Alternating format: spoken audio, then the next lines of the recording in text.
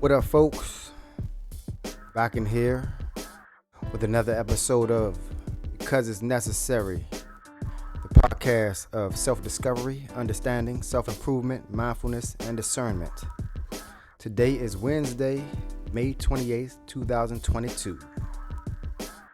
Yeah, I believe the topic of the day's episode will be one of the most important ones that I will do. I've asked this question to men multiple times. What's the number one rule of manhood? And of course, I've gotten a bunch of answers. This is a subjective question. It's all about your life experiences.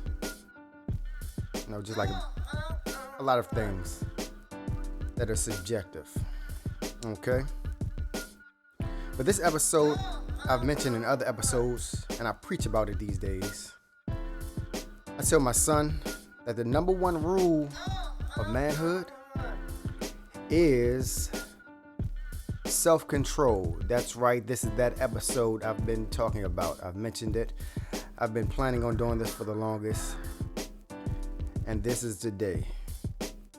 Hopefully, you'll understand my point of view on the things that I'll discuss in this episode. All right, let's get into it. I believe the first thing when it comes to self-control is knowing yourself. Recently, I believe that the law of attraction is a real thing, so I've been planning on doing this. So it seems like things come to me that I'm talking about and I'm thinking about. I was watching YouTube recently, and a clip of Cat Williams, one of his stand-up specials, maybe a 5-minute clip of it. One of his stand-up specials came on, and he said in it, be in tune with your star player. That's the same thing as knowing yourself. He told a story about him hosting one of Flavor Flav's roasts, and he felt torn because of the things that the people were saying about Flav as far as race and his color. And at the end of the roast, he met Flav backstage, and he was talking to Flav about it, and he was surprised that Flav didn't feel negatively about the situation. And Flav said, "You think I give a F about what they say about me? They still got to pay me, boy." And Flav ran off. That's what it means to be in tune with your star player. Self-control. Knowing what makes you angry, knowing what makes you sad, what annoys you. Those are things that will let you know who you are. It kind of goes back to the episode that I talked about accountability, my accountability episode. When I said come up with your morals, rules to live by. That'll make decisions in your life easier. And it'll make some things in your life not even a decision, because it's going to be black or white. It's going to be yes or no. It's the line that you were not willing to cross. Okay. Know what to get offended over.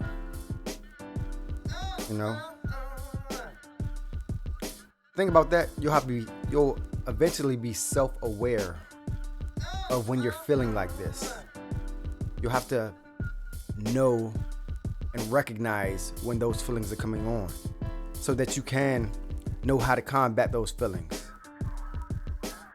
Choose whether those feelings are worth being that way, acting that way. Yeah, my friend Chuck, he called me maybe a month ago. We had about an hour and a half conversation. He's one of my good friends that he thinks kind of like I think. Of course we have our disagreements, but it's always knowledgeable conversation. It's never ignorant. But he's called me, he was telling me about some things that were getting on his nerve, people in general that were getting on his nerve from the place that he works and his family. So out the blue, I've never thought this way before, but I said, it seemed like it came from God, honestly. I said, so think about yourself as Batman. And all the people who you're talking about are the villains in your story. They're the Joker, anger, they're the Penguin, sadness, they're the Riddler, annoying you. Batman has a tool belt, and he has gadgets, and he has knowledge as well. So he puts all of those things together to figure out how to deal with or defeat the villain that he's facing. That's recognizing, because Batman thinks on the fly. He recognizes the villain, and he right off top. A lot of times he knows how to defeat that villain. That's being self-aware. When you feel those feelings coming up, I'm not saying that there's nothing wrong with having feelings, but sometimes it's misdirected, and you think that you should be having this feeling because of what society tells you.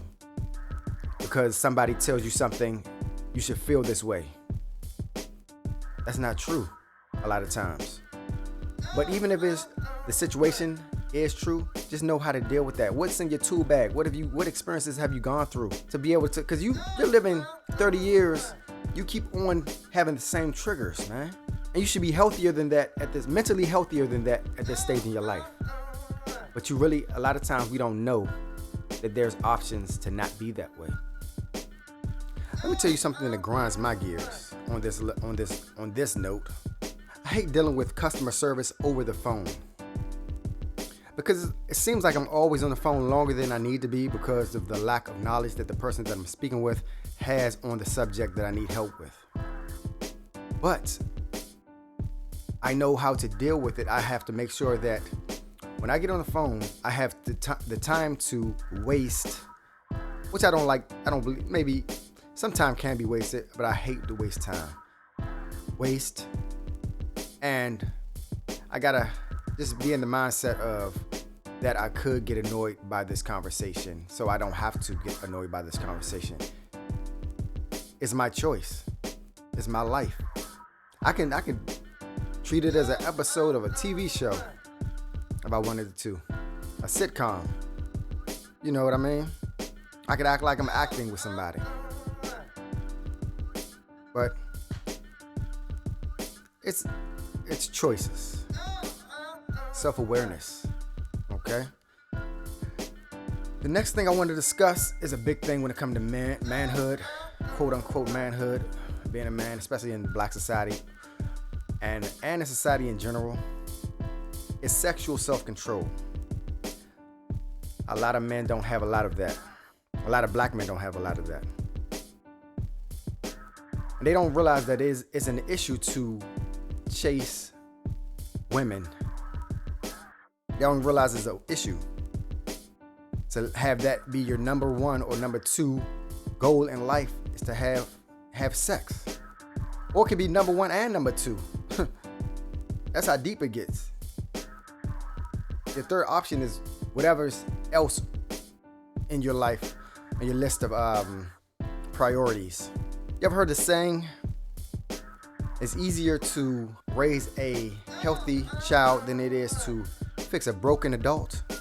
I believe that. Yeah, it's like a tune-up on a car. Yeah, keep getting your tune-ups on a regular basis, because the more you miss your tune-ups, the more expensive that bill is going to be when you take that car in for repair. We as men have been raised to praise and brag about our sexual conquests, and we criticize about the opposite if we don't have the conquest. That's an idiotic way, it's an ignorant way of thinking and teaching children. But it's a cycle that people before us were taught, but it's still blame to be had, you know? Because now we are understanding more of what society should be and not having, I heard this recently, somebody said it's called traditional peer pressure. Pressuring us to go off tradition, not even asking questions of why the tradition is the way that it is. The story was this little girl went up to her mother and said, "Mom, why do we cut they were cooking dinner and they was cooking ham. And they cut the end off the ham." And she said, "Why did we cut the end off the ham?" And the mother said, "I don't know. We had to ask my mother." So she went and asked the grandmother, "Why we cut the end off the ham?" The grandmother said, "I don't know. We have to ask my mother." And then they went to ask the great grandmother. She said, "The reason why we cut the end off the ham, because when I was growing up, the pans were too small to fit the ham." So all of this time, these people were wasting food because of a tradition they had no reason to be practicing, because they had pans big enough for the ham now. Yeah. But if I had to name a book after this sexual conquest of men, of black men, it would be called The Black Man, A Frivolous Journey. Because the conquest of another person a lot of times is not beneficial to you. You know, it's an unnecessary journey. And for a lot of us, black men, probably men in general, but it's a lifelong journey. But you can stop. And that's what a lot of us don't even realize. They don't even think about, they don't realize they have an option to stop. They don't even look at it as something to stop. They don't look at it as something that could be negative. You can't stop. You can take a break as long as you want. What I'm saying is, if you didn't realize you had a choice in the matter, you do now. You have a choice. Now you know now that you know, what are you gonna do? Now that the blinders are off, that you're your own man, that what another man thinks about you, for the most part, doesn't matter. Okay? Especially if something as a topic as stupid as a sexual conquest. You can be doing something else. You don't have to chase sex. Okay, a little bit about myself on this topic. Until last month, I went 9 months without having sex. And that was intentional. I didn't go after it. Even if I had a girl at my house, I didn't initiate sex. And I didn't have sex. I had women at my house. And also, recently, I went 18 days without masturbating. Dang. I know for some people, that's not a big thing. But to a lot of people, it is a big thing. Like my friends, they look at me like I'm crazy. Like, they look at me. They might look at me as I'm a strong guy. But you can do it, just put your mind to it. It's like after 3 days, once you make it that 3 days, you're stronger. After you make that 7 days, you're stronger. Now say 10th day, you're stronger. And then you just take the things off of your Instagram, scroll right past the things that will make you have those feelings, those sexual urges. Scroll past those. Stay away from certain websites. You got to be intentional. Going back to my first episode, you can't have those things those triggers come across your timeline in your site. All right. And also, I should have mentioned this first probably. This is probably the first thing I should have mentioned when it comes to sexual self-control. Look at women as people, not sexual conquests. I think a lot of us don't even realize that that's an option. Like a lot of other things that I've mentioned. That's what they are. They're people first. Okay? You don't want a person cheating your mother, your aunt, your grandmother, your sister. You don't want them being treated like that by other men. So take that into account. That should help you start the process of changing this behavior of chasing sex. Okay? Everything takes work. It's practice. It's mindfulness. Is willing to understand that you're probably not doing everything right in your life, okay? All right. Next is discipline, is what I want to talk about. The word discipline is a word that has a negative connotation that comes with it, meaning that when you hear it, it brings negative feelings along with it. And that's because a lot of us had experiences of getting whippings and punishments, and they called it discipline. But discipline is for results. That's what discipline is for. Results, negatively or positively. Disciplines are usually uncomfortable, I know. I mean, you can use your perspective and have a negative be a positive. and utilize the experience of having the discipline that was used for negativity. Discipline can be a tool or a weapon. It's all about how you apply it. You can build a house with a brick, or you can bust a head with a brick. Dang. But a lot of us didn't have discipline growing up, so it's harder for us to be disciplined as adults.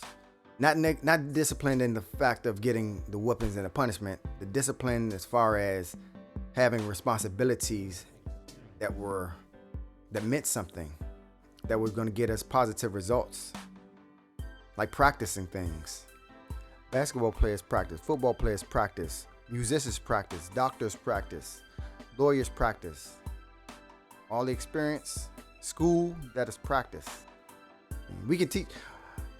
Discipline for a child is, washing up every day, brushing their teeth when they're supposed to twice a day, brushing their hair. Those come with their own sets of consequences and disciplines right there. Those are good ones, because if they don't do those, they'll be teased and made fun of by their peers. But as they get older, discipline would be chores, cleaning their rooms, cleaning up after themselves, not leaving food wrappers around, having that self-awareness of of seeing something and not just let it sitting, not leave it sitting there for days at a time. You see a piece of trash on the floor, it's not hurting anything, but it's not supposed to be there. That's mindfulness. That's being aware. Okay? That's a part of raising healthy children to be healed and healthy adults, instead of having to fix an adult, which is a heavier burden to have to deal with. Okay? And this also helps with accountability. Going back to my last episode, accountability with the hygiene, the discipline on hygiene. Because if you're not disciplined in your hygiene, you stink. You're not going to want to stink, because that you're going to get made fun of. They're going to get made fun of, or you as an adult. Because some adults don't learn like other children. Like some children didn't learn as when they were growing up that hygiene was important. So they stink today, and that is sad. And that's leaving out the accountability. All right, guys. Next thing I want to talk about is anger. Because you can't whip everybody's ass. No, but seriously, man, you can't. And anger is not the answer to every situation, every confrontation. You don't have to get angry.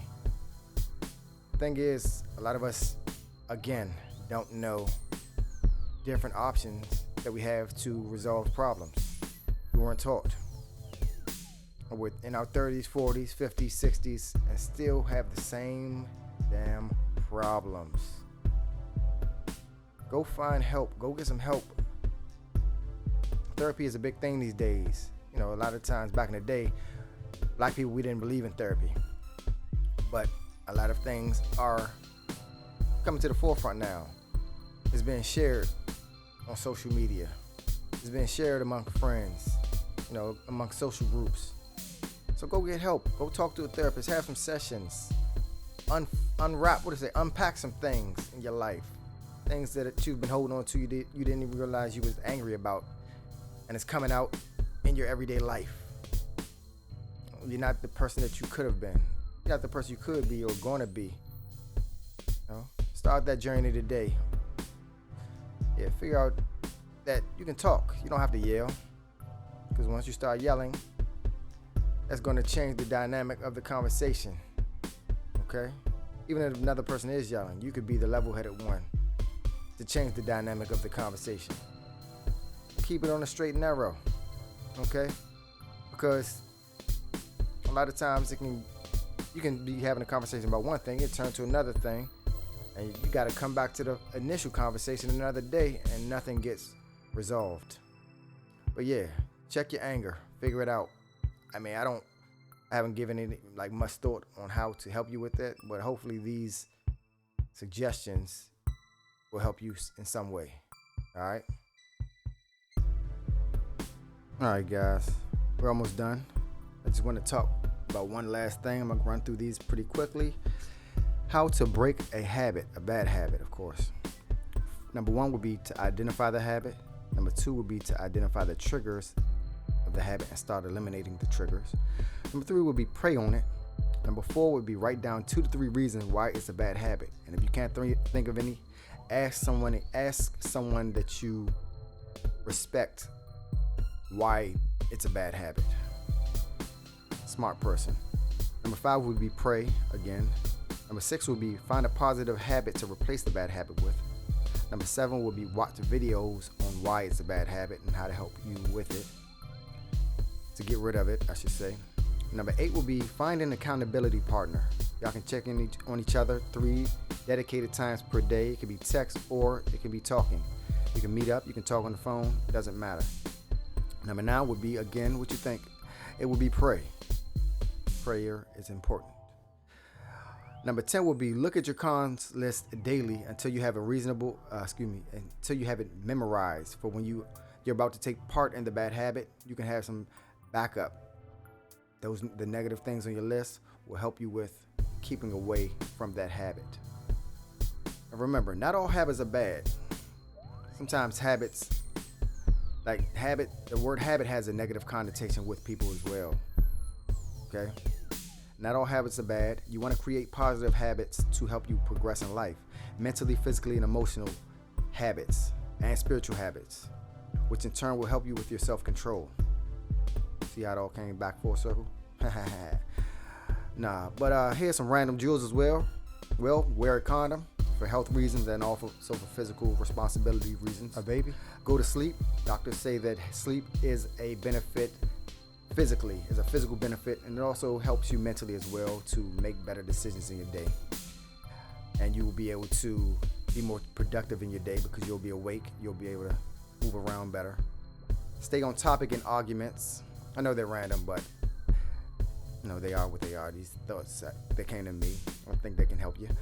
Staying on topic is like getting off topic in arguments is childish and it's not fair to the argument. It's not going to be beneficial to the argument. If you're arguing with somebody that you care about, you want the argument to be beneficial.